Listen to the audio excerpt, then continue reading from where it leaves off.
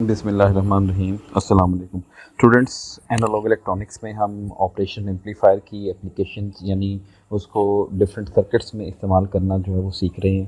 तो आज का हमारा टॉपिक जो है वो हम ऑपरेशन एम्पलीफायर को एक इंटीग्रेटर के तौर पे इस्तेमाल करेंगे।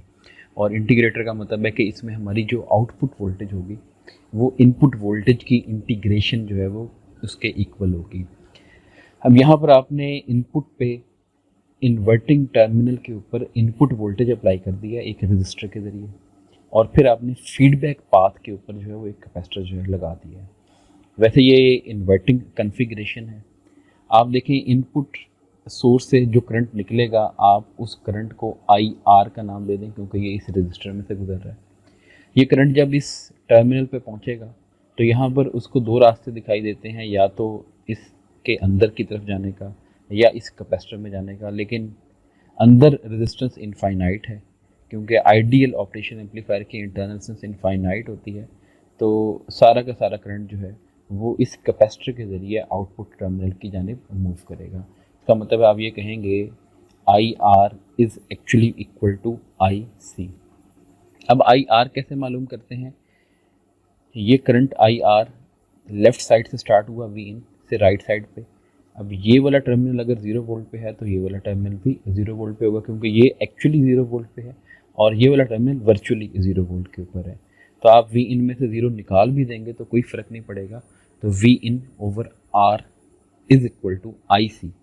अब कैपेसिटर से गुजरने वाला करंट किसके बराबर होता है? आपने ये चीज़ देखी है, Q इज़ इक्वल टू क्या होता है? C we.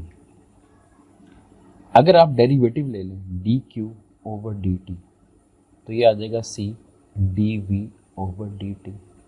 इसका मतलब है कैपेसिटर से जो गुजरने वाला करंट होता है, जिसको आप आई सी कह लें, वो किसके बराबर होता है? C D V over D T. तो आप यहाँ पर लिखेंगे C D over D T. V का मतलब है वोल्टेज अक्रॉस द कैपेसिटर। अब इस कैपेसिटर की लेफ्ट साइड पे वोल्टेज था 0, राइट साइड पे था वोल्टेज वी आउट। तो 0 में से अगर वी आउट माइनस करें तो एक्चुअली में आ जाएगा माइनस वी आउट। अब अगर आप यहाँ पर वी इन ओवर आर इस सी को इधर डिवाइड कर दें, ये जो नेगेटिव साइन है इसको ऐसे रहने दें, D V out over D T. आप इस नेगेटिव साइन को भी इधर ले जाएं और डी टी को भी इधर ले जाएं, तो ये आ जाएगा V in into D T over R C negative is equal to D V out.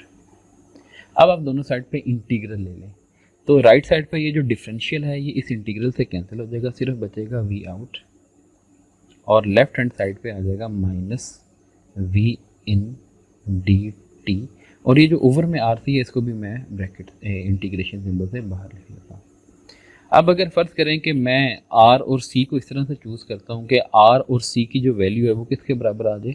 1 के बराबर, यानी प्रोडक्ट जो है वो 1 के बराबर हो, तो V out is equal to minus sign V in D T. कई दफ़ा स्टूडेंट इस चीज़ पे स्ट्रक होता है कि आर सी की प्रोडक्ट 1 के बराबर कैसे आएगी? तो वो 1 के बराबर ऐसे आ सकती है कि अगर आप रेजिस्टेंस ले लें 1 मेगा ओम का, कैपेसिटर ले लें 1 माइक्रोफेरेड का, तो mega means 10 raise to the power 6 और micro means 10 raise to minus 6।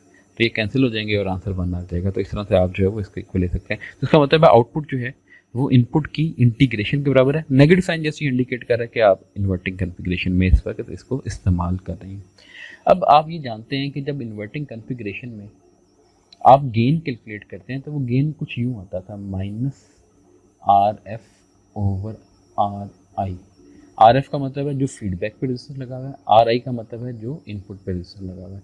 अब यहाँ पर फीडबैक पे तो लगा हुआ है कैपेसिटर, तो कैपेसिटर की रिएक्टेंस होती है एक्स सी, और इनपुट पे जो रजिस्टर लगा हुआ उसका नाम है आर, तो वो आ जाएगा माइनस एक्स सी आर।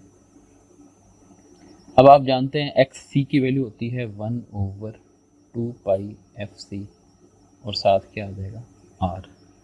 अगर आप ये देखें कि अगर फ्रिक्वेंसी हो जाए 0 या बहुत लो फ्रिक्वेंसी हो, तो अगर फ्रिक्वेंसी लो होगी तो उस वक्त गेन बहुत लार्ज हो जाएगा, इनफाइनाइट को अप्रोच करेगा।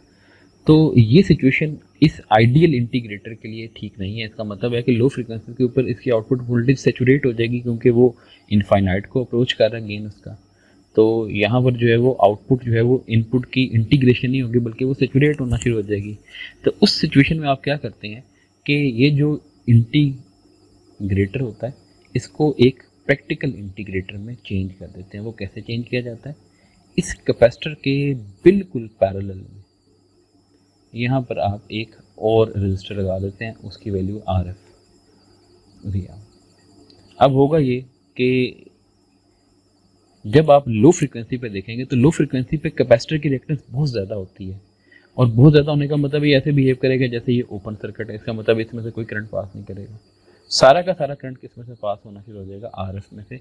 इसका मतलब है लो फ्रिक्वेंसी के ऊपर इस तरह की इंटीग्रेटर का जो गेन होगा वो RF/R के बराबर आ जाएगा, साथ नेगेटिव साइन आएगा, ठीक है। और हाई फ्रिक्वेंसी पे जो गेन होगा वो XC/R वाले फार्मूले से ही निकाला जाएगा, क्योंकि जैसे जैसे फ्रिक्वेंसी बढ़ती जाएगी गेन जो है वो कम होता जाएगा, तो इसलिए उस वक्त आउटपुट के सेचुरेट होने का कोई चांस जो है वो नहीं होता। इंटीग्रेटर को ही हम मॉडिफाई करें तो उस वक्त हम ऑपरेशन एम्पलीफायर को एक डिफरेंशिएटर में कन्वर्ट कर सकते हैं। डिफरेंशिएटर में कन्वर्ट करना है तो जस्ट आइडियल केस में जो आपने इंटीग्रेटर बनाया उसमें कैपेसिटर और रेजिस्टर के रोल चेंज कर दें, यानी आप कैपेसिटर इधर लगा दें और जो रेजिस्टर है वो आप इधर लगा दें। तो मैं यहाँ पर रेजिस्टर इधर लगा देता हूँ, इसको मैं R कह देता हूँ, C। ये हमारी इनपुट और ये हमारी आउटपुट। सिचुएशन वही है कि इनपुट के ज़रिए पहले कैपेसिटर में से करंट पास करेगा और बाद में वो करंट इधर से होता हुआ इस रजिस्टर में से गुजरेगा।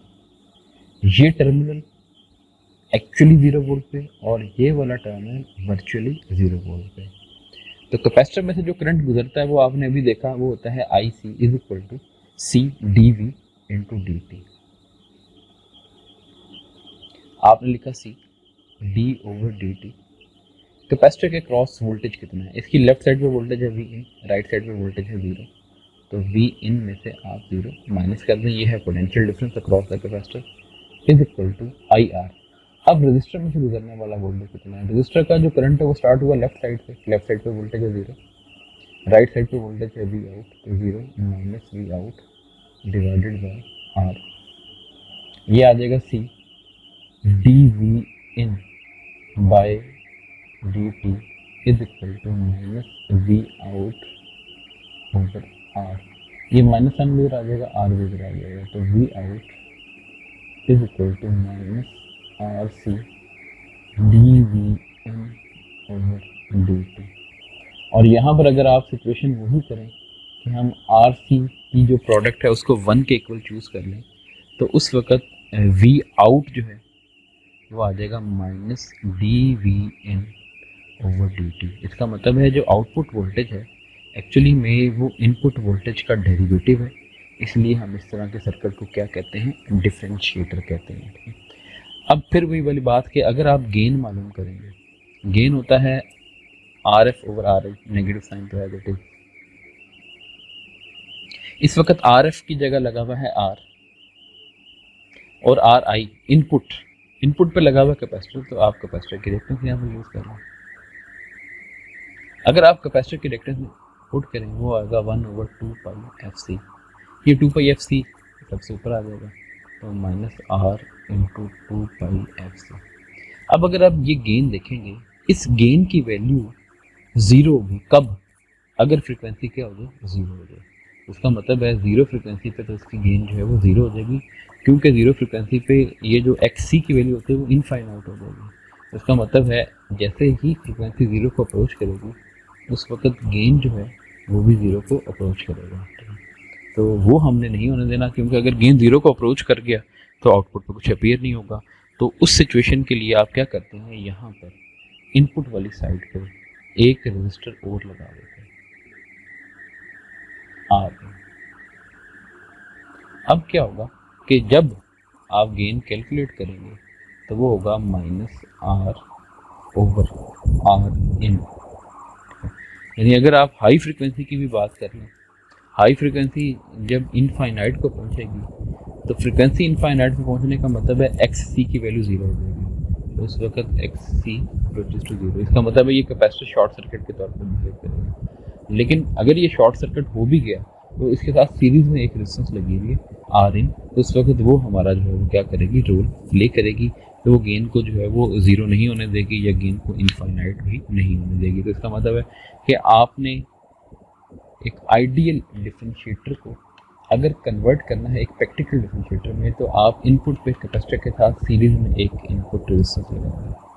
और अगर आपने आइडियल इंटीग्रेटर को एक प्रैक्टिकल इंटीग्रेटर में चेंज करना है, तो आप आउटपुट पे ये जो कैपेसिटर है इसके साथ पैरेलल में एक फीडबैक रेजिस्टेंस जो है वो लगा दें। तो इस तरह से आप किसी भी ऑपरेशन एम्पलीफायर को इंटीग्रेटर और डिफरेंशिएटर के तौर पे इस्तेमाल कर सकते हैं। तो अपना ख्याल रखिएगा। अल्लाह हाफ़िज़।